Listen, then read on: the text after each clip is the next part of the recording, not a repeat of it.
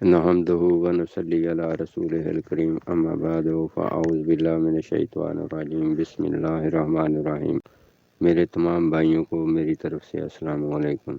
मेरे बहुत सारे दोस्त ऐसे ने जेड़े शिंगरह विचों पारा कढ़दे ने लेकिन वो फोटक हुंदा है, या कोई चांदी वगैरह तेजाबी कर लेंदे ने लेकिन वो फोटक हुंदी है, तांबा तेजाबी कर लेंदे ने लेकिन वो फोटक हुंदा है, नरम नहीं हुंदा। मैं अज तुहाडा ये मसला जिहड़ा है ਉਹਨੂੰ हल करांगा।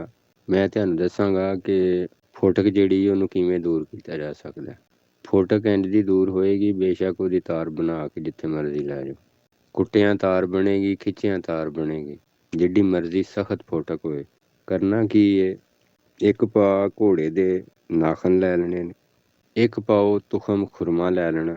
ਇਹਨਾਂ ਦੋਵਾਂ ਨੂੰ ਚੰਗੇ ਤਰੀਕੇ ਨਾਲ ਕੁੱਟ ਪੀਸ ਲੈਣਾ, ਦੋਵੇਂ ਯਕਜਾਨ ਹੋ ਜਾਣ। ਫਿਰ ਇਹਨਾਂ ਨੂੰ ਕੁਵਾਰ ਗੰਦਲ ਦੀ ਮਦਦ ਨਾਲ ਯਾਨੀ ਗੋਲੀਆਂ ਬਣਾ ਲੈਣੀਆਂ।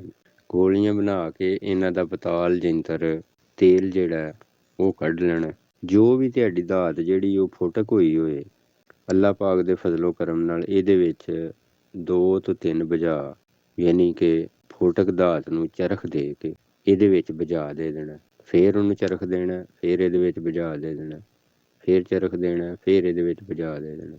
3 ਬੁਝਾ ਖਾਣ ਤੱਕ ਬਿਲਕੁਲ ਨਰਮ ਮੁਲਾਇਮ ਹੋ ਜਾਂਦੀ ਹੈ। ਲੇਕਿਨ ਅਗਰ ਕੋਈ ਕਮੀ ਪੇਸ਼ੀ ਹੋਏ, ਇੱਕ ਅੱਧਾ ਬੁਝਾ ਹੋਰ ਦੇ ਦਿਓ, ਇਨਸ਼ਾਅੱਲਾ ਫੋਟਕ ਜਿਹੜੀ ਉਹ ਦੂਰ ਹੋ ਜਾਏਗੀ। ਵਾਸਲਾਮ।